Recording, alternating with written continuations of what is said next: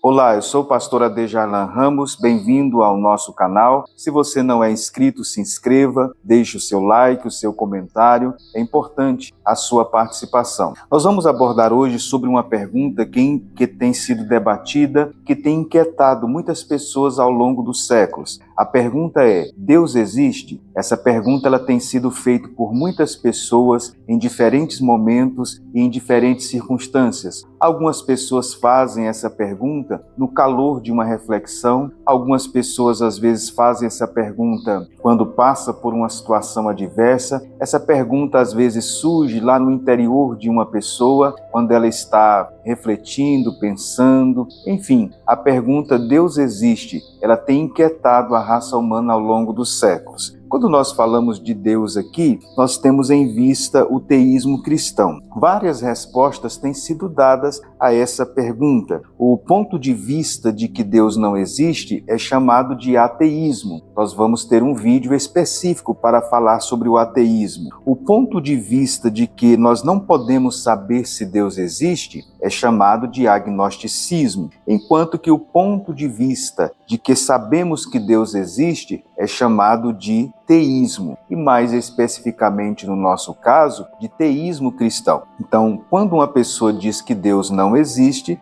isso é ateísmo. Quando uma pessoa afirma que não podemos saber se Deus existe, isso é agnosticismo. E quando a pessoa afirma que Deus existe e Deus mantém um relacionamento com o universo criado, isso é teísmo. Mais especificamente no nosso caso, então, o teísmo cristão. Vamos então analisar essa pergunta. Ela é muito vasta, ela é muito ampla para ser respondida. Nós vamos abordar aqui algumas questões básicas relacionadas, então, às implicações e às respostas que podem ser dadas a essa pergunta. Bem, primeiramente, existem pessoas que afirmam que nós podemos saber com certeza que Deus não existe. As pessoas que afirmam que Deus não existe, conforme eu disse agora há pouco, elas são chamadas, então, de ateus, né? Isso é proposto, então, pelo ateísmo. Quais são os principais argumentos que as pessoas utilizam para dizer que Deus não existe? Primeiramente, as pessoas usam o argumento a partir do mal. Algumas pessoas usam a existência e a realidade do mal para dizer que Deus não existe. Então, o argumento ele é colocado da seguinte forma. Primeiro, se Deus é totalmente bom, Deus então destruirá o mal. Segundo, se Deus é onipotente, Deus pode destruir o mal. Terceiro, mas o mal não está destruído, ainda existe. Logo, não há nenhum Deus. Esse é o argumento que as pessoas utilizam para dizer então que Deus não existe. Nós sabemos que algumas diferentes filosofias e religiões, elas dão respostas a isso. Por exemplo, o ateísmo, ele nega a realidade de Deus. Ele afirma que o mal existe.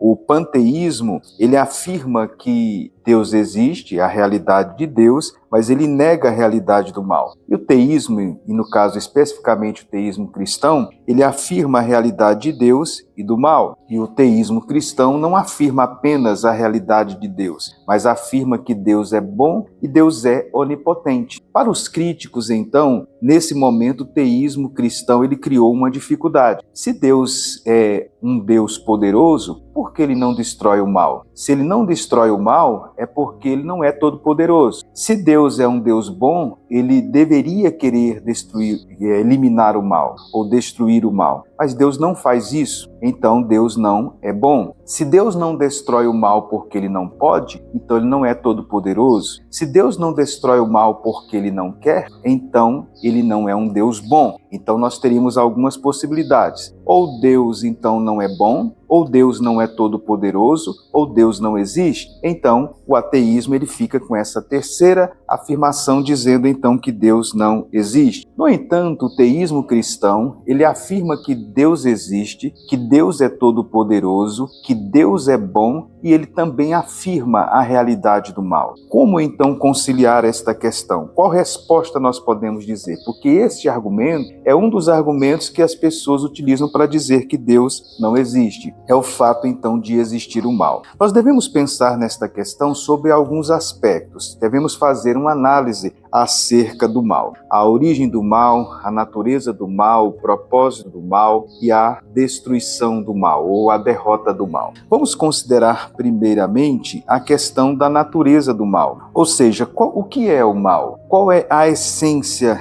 do mal? Nós, como cristãos, nós cremos, né, que o mal, ele não é uma substância. O mal, ele é uma privação. O mal, ele não é um princípio coeterno separado de Deus, né?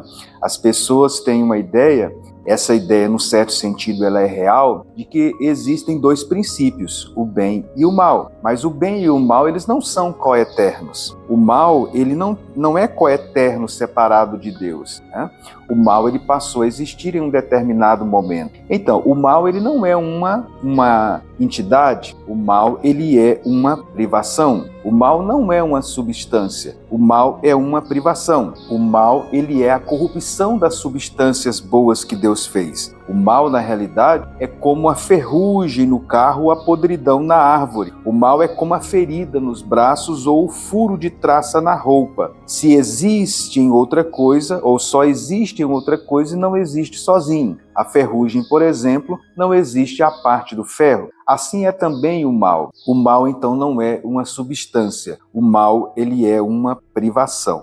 Então, nós devemos entender, primeiramente, a natureza do mal. Em segundo lugar, a origem do mal. Deus não é o criador do mal. Deus, ele criou o bem. Mas quando Deus criou o bem, Deus criou a possibilidade do mal, por causa da natureza do mal. O mal é uma privação do bem. Então, quando Deus criou o bem, Deus criou a possibilidade, então, do mal. Mas ele não é o autor efetivo, então, do mal. Então, esse é um segundo ponto nós observarmos, a questão da origem do mal. Então, a natureza do mal e a origem do mal. Vamos considerar agora a questão relacionada à persistência do mal. O mal, ele existe, e as pessoas então usam este argumento para dizer então que Deus não existe. Por quê? Porque eles argumentam da seguinte forma: se Deus fosse totalmente bom, Deus destruiria o mal. Se Deus fosse onipotente, Deus destruiria o mal, mas o mal não é destruído, logo não há Deus. Aqui nós devemos entender então, para uma resposta, né, a essa questão, devemos então colocar uma outra questão. É possível destruir o mal? O teísmo cristão afirma que Deus não pode fazer o que é realmente impossível. E é realmente impossível destruir o mal sem destruir o livre-arbítrio. Mas o livre-arbítrio é necessário para o universo moral. Logo, Deus não pode destruir então o mal sem destruir esse universo moral e bom. Então Deus pode destruir o mal? Deus, ele pode destruir o mal, mas ele não vai destruir o mal dessa forma, porque para Deus destruir o mal, ele teria que mexer em um elemento fundamental, que é o livre-arbítrio do homem. Então, o livre-arbítrio do universo, né, das características do mundo moral criado por Deus, é o livre-arbítrio das suas criaturas, que é o universo moral. Deus, então, para eliminar o mal, ele teria que mexer exatamente nesse livre-arbítrio do mundo moral. Então, Deus determinou o quê? Deus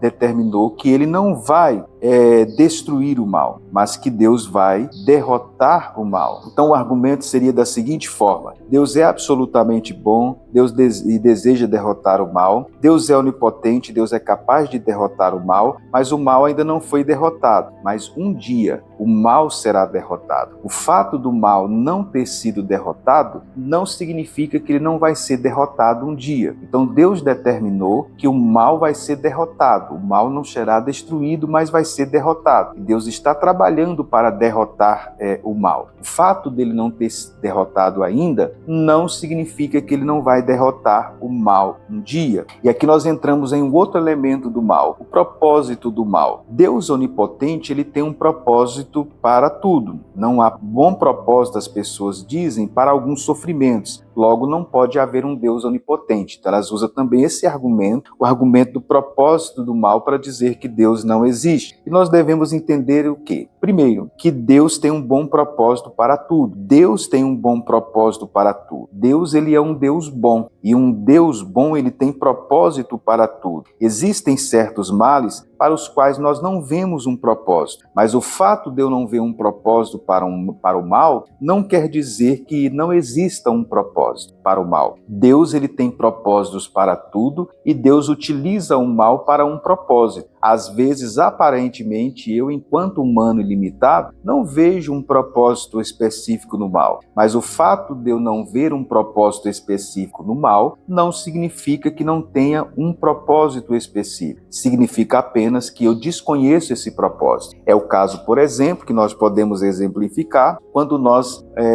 conhecemos um determinado objeto, uma máquina, por exemplo, que nós desconhecemos para que ela serve. Às vezes eu vejo uma máquina e não sei para que ela serve, mas o fato de eu não saber para que serve aquela máquina não significa que ela não sirva para nada. Significa apenas que ela serve a um propósito que eu desconheço. Assim é também o mal. O mal, então, tem propósitos que eu desconheço. Então, nós devemos entender exatamente isso em relação ao mal. Inclusive, o mal, nós temos o mal moral e o mal físico. O mal físico também atinge a propósito de Deus. Deus utiliza, então, esse mal com determinados objetivos. Então, quando as pessoas dizem que Deus não existe utilizando o argumento do mal, ele não se sustenta. Quando nós analisamos a origem do mal, a natureza do mal, o propósito do mal e a derrota do mal, nós observamos então que esse argumento não se sustenta, né? Deus, então, ele vai destruir o mal, ele vai aniquilar o mal no momento certo. Então, esse argumento da existência do mal, ele não serve para fundamentar, né, a não existência de Deus. Então, primeiramente, as pessoas que afirmam que Deus não existe, elas usam o problema do mal para fazer tal afirmação. Nós vimos, então, que este argumento ele não se sustenta. Existem outras pessoas que utilizam o argumento a partir da natureza de Deus. Eles afirmam que Deus não existe e usam o argumento da natureza de Deus para dizer que Deus não existe. Vamos analisá-lo. Primeiro, um primeiro argumento que as pessoas utilizam quanto ao ser de Deus em si, para dizer que ele não existe. Um ser causado por si mesmo é impossível. Então o argumento é colocado da seguinte forma: tudo é causado. Se tudo é causado, então tem que ter uma causa para Deus. Se tem que ter uma causa para Deus, só existe duas possibilidades. Ou Deus foi causado por algo fora dele, então nesse caso Deus é um ser causado, ou Deus foi causado por algo dentro dele. Nesse caso, Deus é um ser autocausado. Deus não pode ser um ser causado, porque não existe nada maior do que Deus. Deus também não pode ser um ser autocausado, causar a si mesmo, porque para Deus causar a si mesmo, Deus teria que existir antes de existir, e isto é ilógico e fere uma das leis do pensamento racional. Existem três elementos fundamentais no pensamento racional: o princípio da identidade, o princípio da não contradição e o princípio do terceiro excludente. O princípio da identidade: uma coisa é exatamente esta coisa. O princípio da não contradição: uma coisa não pode ser uma coisa e outra coisa no mesmo sentido ao mesmo tempo. E o terceiro é o argumento o elemento do terceiro excludente: ou é uma coisa ou é outra coisa. Então, quando uma pessoa afirma que Deus é um ser que causou a si mesmo, segundo este argumento, eles dizem então que isso é contraditório, porque Deus não pode ter causado a si mesmo. Então, Deus não tem uma causa fora de si e Deus não tem uma causa em si. Então, com isso, as pessoas dizem que Deus não existe. Ou seja, é impossível então Deus existir, segundo este argumento, porque para Deus existir, ele tinha que ter uma causa fora dele. Não existe, segundo o cristianismo, algo maior do que Deus. E segundo, ele teria que causar a si mesmo. Mas o cristianismo afirma, e a lógica também afirma, que isso é irracional. Então, as pessoas com este argumento, elas então pensam que colocaram a fé cristã em um beco sem saída. E nós devemos atentar que isso que nós afirmamos aqui, esse pensamento que foi colocado aqui, esse argumento, ele não sustenta, né? As pessoas dizem, esse argumento começou da seguinte forma: tudo é causado. Se tudo é causado, então tem que ter uma causa para Deus. Esses dois argumentos, eles são falhos, né? Nós devemos entender que para o teísmo cristão, somente as coisas contingentes é que são causadas. Então, quando nós dizemos que tudo tem que ter uma causa, são as coisas contingentes. Deus não está na categoria de um ser contingente, mas Deus está na categoria de um ser necessário. Então, quando nós afirmamos que tudo tem que ter uma causa, isso exclui Deus. Quando se afirma que tudo tem que ter uma causa, é para seres contingentes. Mas Deus não é um ser contingente, Deus é um ser necessário. Então Deus não entra nessa categoria de ser então causado. Um ser necessário como Deus, ele não precisa de causa. Então Deus, ele não é um ser causado e nem autocausado. Nada fora de Deus causou ele, nem ele mesmo causou a si mesmo. Deus, ele simplesmente existe. Deus, então, é um ser necessário. Deus existe por sua própria natureza. Então, esse argumento do ser causado, ele não sustenta. As pessoas também afirmam, dentro do argumento para negar a existência de Deus e dizer que Deus não existe, eles usam o argumento, além do ser de Deus, que foi esse que eu acabei de expor, eles usam também o argumento dos atributos impossíveis e incompatíveis. Então, o argumento é colocado da seguinte forma: um Deus todo-poderoso pode fazer qualquer coisa. Um Deus todo-poderoso pode fazer uma pedra muito pesada para ele erguer. Mas se Deus não puder erguê-la, então ele não pode fazer tudo. Portanto, Deus não é onipotente, consequentemente impossível. Na realidade, essas premissas aqui que nós colocamos, elas são falsas. Primeiramente, um Deus todo-poderoso não pode fazer o que é impossível. Quando nós afirmamos que Deus é onipotente e afirmamos que por onipotência quer dizer que Deus pode fazer todas as coisas, nós estamos querendo dizer todas as coisas moralmente possíveis de fazer. Então, quando a fé cristã afirma que Deus é todo-poderoso e pode fazer tudo, nós estamos querendo dizer fazer tudo o que é moralmente possível. Deus não pode fazer o que é lógica ou realmente impossível de fazer. Então, é impossível Deus fazer uma pedra pesada demais para ele, pois tudo o que Deus pode fazer, Deus pode mover. O que Deus pode criar, pode igualmente destruir e pode recriar em outro lugar. Deus não pode fazer outro infinito, e o que é finito, ele pode mover. Deus não pode fazer nada infinito, porque só ele é infinito. E tudo que é finito, ele pode erguer. Então, dentro dessa linha de raciocínio, as pessoas muitas vezes também questionam: como é que Deus Deus é amoroso e justo ao mesmo tempo? Né? Como é que Deus pode ser livre e necessário ao mesmo tempo? Como é que Deus pode amar a todos os homens e mesmo assim castigá-los com a sua justiça para sempre no inferno? Todos esses argumentos que eu acabei de citar, eles podemos argumentar, né, exatamente utilizando os argumentos que nós utilizamos aqui anteriormente, né? Deus, ele é justo, Deus, ele é amoroso, mas ele permite que as suas criaturas livres façam escolhas, né? Então, esse argumento aqui da incompatibilidade dos atributos de Deus, eles não se sustentam. O terceiro argumento que as pessoas dizem é a questão da liberdade. Sartre, por exemplo, ele colocou o argumento da seguinte forma: se Deus existe, logo tudo é determinado por ele, mas tudo é determinado, logo não é livre. Eu, no entanto, sou livre. Então, se eu sou livre, Deus, portanto, não existe. Esse argumento tem sido refutado, foi refutado, por exemplo, por Jonathan Edwards. Enfim, alguns estudiosos e teólogos refutaram este argumento, né?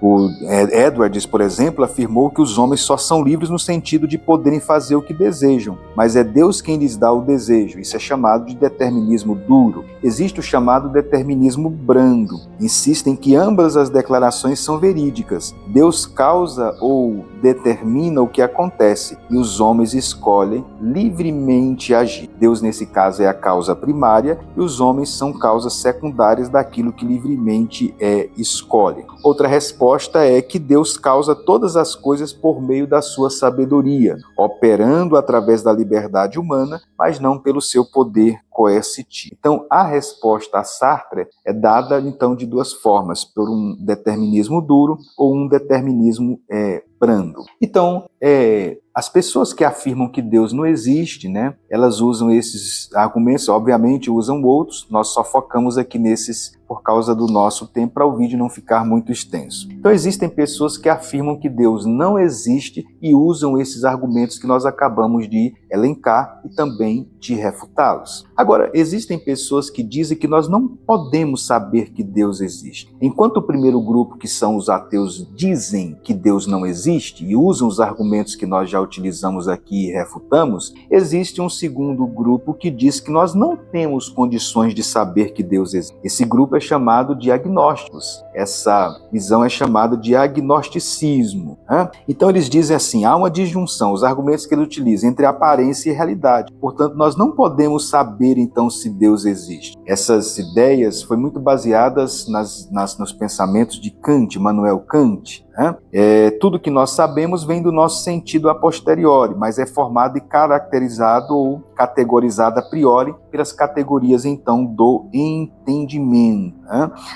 Ou seja, seria mais ou menos assim, o conteúdo, a matéria do conhecimento é fornecido pela sensação, mas a forma ou estrutura é dada pela mente. Então, na realidade, nós não teríamos, segundo esse pensamento, como conhecer a realidade. Porque para a gente conhecer algo, a gente é intermediado, então, pela mente. E as ideias, então, são formadas, então, na mente. Então, como nós vamos conhecer um objeto e utilizar a mente, e as ideias já são formadas na mente, então elas são formadas a priori. Isso quer dizer que quando eu vou conhecer um objeto, eu já tenho uma ideia a priori em minha mente que dificulta e faz com que eu não tenha um conhecimento objetivo sobre esse objeto. O meu conhecimento vai ser sempre subjetivo. Então, esse é o pensamento de Kant. Nós não conhecemos uma coisa em si, mas nós conhecemos como a coisa se apresenta para nós. Nós conhecemos, então, o fenômeno. Nós não conhecemos a realidade. Esse é o pensamento de Kant. Nós não conhecemos a realidade, ou seja, as coisas como de fato elas são. Nós conhecemos os fenômenos, ou seja, como as coisas se apresentam a nós. Por esta razão, as pessoas agnósticas, então, dizem que nós não temos condições de saber, então, se Deus existe. O segundo argumento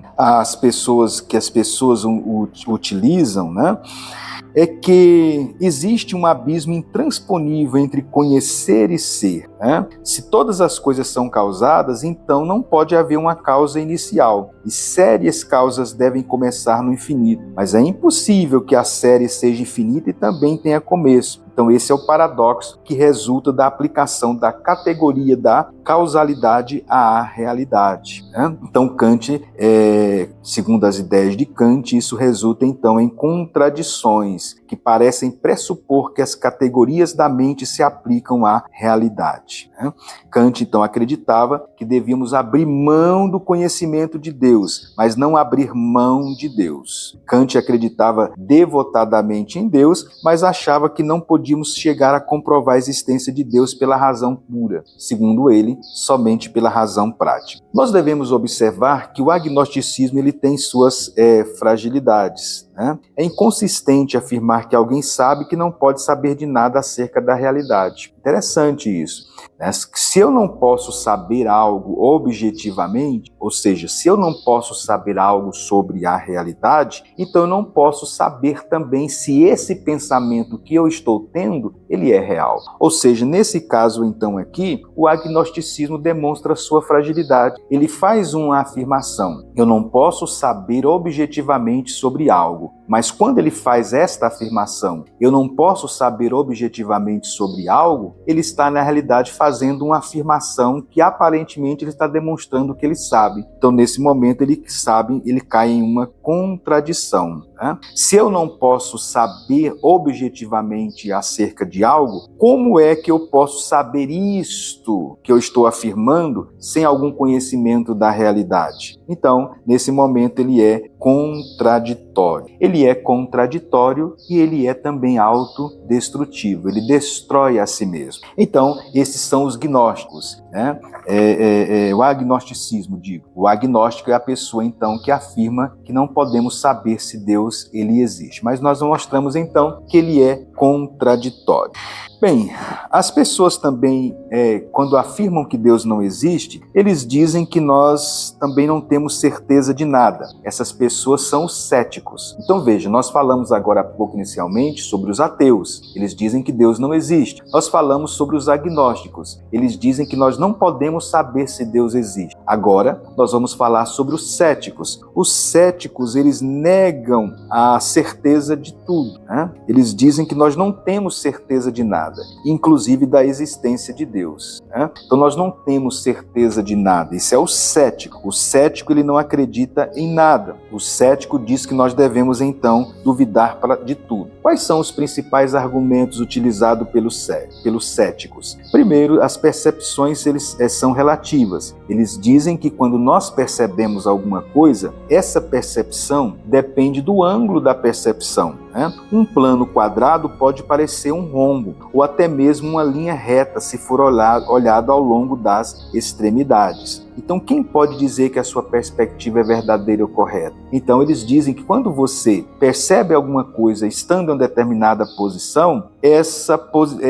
percepção pode se apresentar de uma forma, mas quando você vai para outra posição, esta percepção pode ser mudada. Então, eles dizem que as percepções, elas são relativas. Se as percepções são relativas, então eu não posso acreditar em nada. O segundo argumento é que as percepções dos sentidos, elas são enganosas, né? Os nossos sentidos, eles nos enganam. Eles usam, por exemplo, a ilusão de ótica. Um remo parece torto quando ele está parcialmente submerso na água, né? E na realidade ele não está. Então eles dizem que os nossos sentidos também nos enganam. Se os nossos sentidos nos enganam, então a gente não pode ter certeza de nada. E o terceiro argumento que eles utilizam, que a gente não pode ter certeza de nada, são os argumentos que eles utilizam a expressão equipolentes, né? Todos os argumentos são equipolentes. Tudo que você afirma sobre alguma coisa é equipolente. Ou seja, qualquer determinada questão tem pelo menos dois lados, então são equipolentes. Cada lado pode ser argumentado com igual satisfação. Na análise final, portanto, você não pode ter certeza de qualquer dos lados. Cada tese vai ter a sua antítese. O paradoxo, então, da razão humana, ele exige que a gente duvide de tudo. Esse é o argumento. Eles também afirmam, outro argumento dos céticos, que é impossível a gente conhecer a realidade, que o máximo que a gente pode conhecer é as aparências, e a gente não pode conhecer a realidade, né?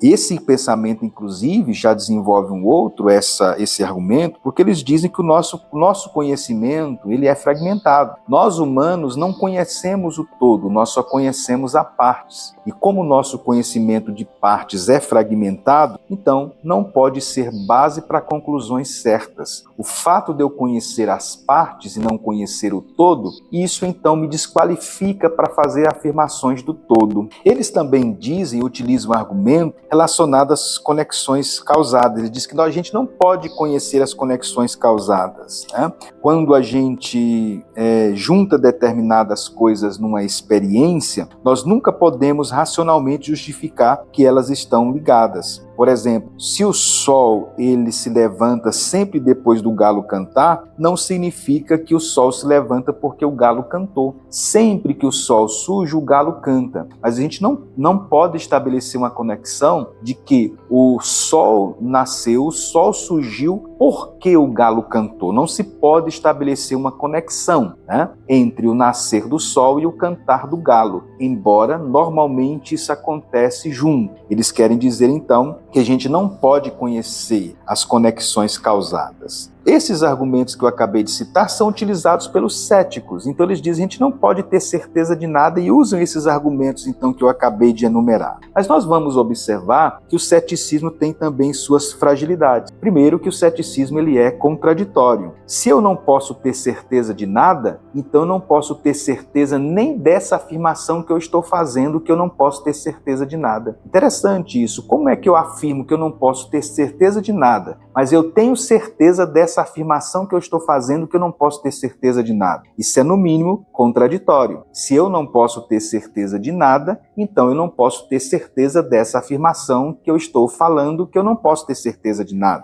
Outro ponto a ser observado, só há razão para duvidar quando não se tem evidências para crer, ou quando as evidências são fracas, ou evidência igual pela hipótese oposta. Mas se existem evidências, então não há razão para duvidar. E um outro ponto é que toda dúvida absoluta, ela é impossível. Aqui entra as ideias de René Descartes, que foi um cético por um determinado tempo, se dedicou à dúvida metodológica e chegou à conclusão de que o ceticismo derrota a si mesmo. Pois, quanto mais uma pessoa duvida, tanto mais certeza tem de que ele está duvidando. Esse foi o pensamento de René Descartes.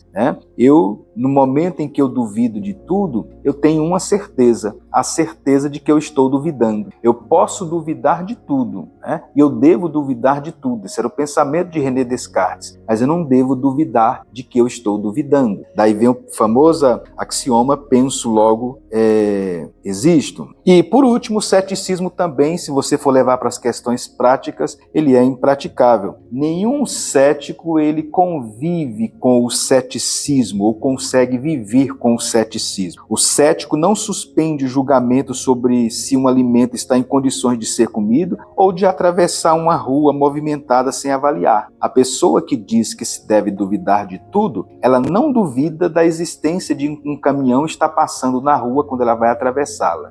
Quando ela vai atravessar a rua, ela olha para um lado ou para o outro. Ou seja, se ele para ser coerente de forma prática com a sua crença de que não se deve crer em tudo, não se deve acreditar em nada, então ele deveria atravessar a rua sem olhar para um lado e para outro. E isso ele não faz. Ou seja, o ceticismo, portanto, ele é incoerente, ele se autodestrói. Bem, então você observou que nós utilizamos aqui 3 argumentos que as pessoas utilizam para dizer que Deus não existe. Existe o ateu, existe o agnóstico e existe o cético. Vamos falar então sobre a existência de Deus. Esse assunto ele é muito vasto, nós estamos sintetizando aqui. Quais são os principais argumentos que a teologia ela utiliza para apresentar a existência de Deus? O primeiro argumento é chamado argumento cosmológico. Como é este argumento? O universo teve um princípio. Qualquer coisa que teve um princípio deve ser causado por outra coisa. Logo, o universo foi causado por outra coisa que nós chamamos Deus. Esse é o argumento cosmológico. Aqui entra também a evidência científica. De acordo com a segunda lei da termodinâmica, num sistema isolado e fechado como o universo, a quantidade de energia utilizável está diminuindo. O universo está se desgastando, logo não pode ser eterno. Caso contrário, teria esgotado sua energia utilizável há muito tempo. Deixada a própria sorte sem intervenção inteligente externa, as coisas tendem à desordem. Já que o universo não atingiu o estado de desordem total, esse processo, então, ele não está acontecendo eternamente. A visão defendida por aqueles que dizem que o universo é eterno, chamada de teoria do estado estacionário, leva alguns a acreditar que o universo está produzindo átomos de hidrogênio a partir do nada. Ainda assim, seria mais simples acreditar que Deus criou o universo do nada. Existem também evidências filosóficas. Por exemplo, o tempo não pode voltar ao passado eternamente, pois é impossível passar por um número infinito e real de momentos. O número teoricamente infinito de pontos sem dimensão existe entre meu polegar e meu dedo indicador, mas não posso colocar um número infinito de folhas de papel entre eles, não importa quão finas sejas. Cada momento que passa, tempo real, que nunca mais podemos viver. Se você passar seu dedo por um número infinito de livros numa biblioteca, jamais chegaria ao último livro. É impossível terminar uma série infinita de coisas reais. Assim, o tempo teve um princípio. Então, se o tempo então teve um princípio, nós cremos que o fator determinante então é Deus. Existe também o princípio da continuidade. O mundo precisa não apenas de uma causa originária, mas também de uma causa que o preserve. E essa causa então é o próprio Deus. Essa causa então é o próprio Deus. Deus então, na visão cristã, ela é a causa de origem e da continuação. Esse argumento da continuidade poderia ser colocado da seguinte forma: coisas finitas e mutáveis existem. Por exemplo, eu. eu teria que existir para negar que eu existo. Então, de qualquer modo, eu realmente existo. Vejam bem, né? Coisas finitas e imutáveis existem. Para mim dizer que eu não existia, isso seria contraditório, porque, né, eu estou existindo para dizer que eu não existo.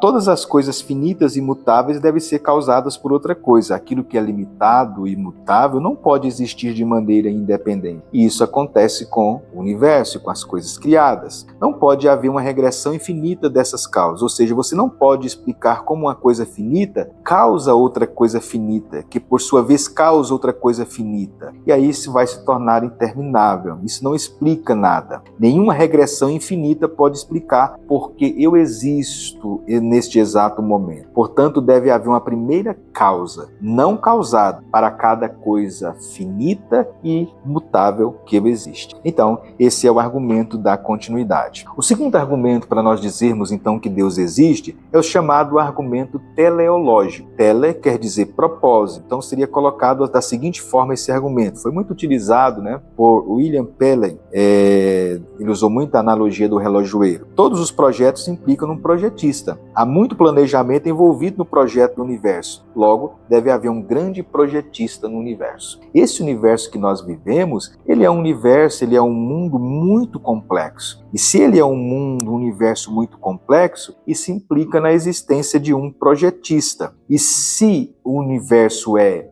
complexo, grande e imenso, o projetista deve ser maior. Ele tem que ser maior. Tem que haver um grande projetista do universo. E esse grande projetista do universo é Deus. Para a existência, então, de um universo complexo, existe, então, um grande projetista. E esse grande projetista é Deus. Outro argumento para nós falarmos sobre a existência de Deus é o argumento ontológico. Esse argumento ontológico ele foi muito utilizado por um teólogo chamado Anselmo, que viveu lá entre o ano 1033 e 1109. Ele colocou da seguinte forma: a palavra ontos quer dizer ser, né? Então, a ideia aqui desse argumento de Anselmo é de que existe um ser perfeito. O argumento seria colocado da seguinte forma: primeiro, Deus é, por definição, um ser absolutamente perfeito, mas a existência é uma perfeição. Logo, Deus deve existir. Então, seria assim: se Deus não existisse, ele careceria de uma perfeição, a saber, a existência. Mas, se Deus não tivesse alguma perfeição, não poderia ser absolutamente perfeito. Mas Deus é, por definição, um ser absolutamente perfeito. Portanto, um ser absolutamente perfeito, que é Deus, ele deve existir. Immanuel Kant ele criticou esse argumento dizendo que é inválido, porque a existência não é a perfeição, e disse que a existência não acrescenta nada ao conceito de alguma coisa, apenas uma instância concreta dela. Então, nós devemos atentar aqui para o argumento do ser necessário, que é colocado da seguinte forma: se Deus existe, devemos imaginá-lo como um ser necessário, mas por definição, um ser necessário não pode não existir. Logo, um ser necessário pode existir. Então, ele deve existir. Então, seria colocado explicando da seguinte forma: já que não há contradição na ideia de um ser necessário, parece correto concluir que ele deve existir, pois a própria ideia de um ser necessário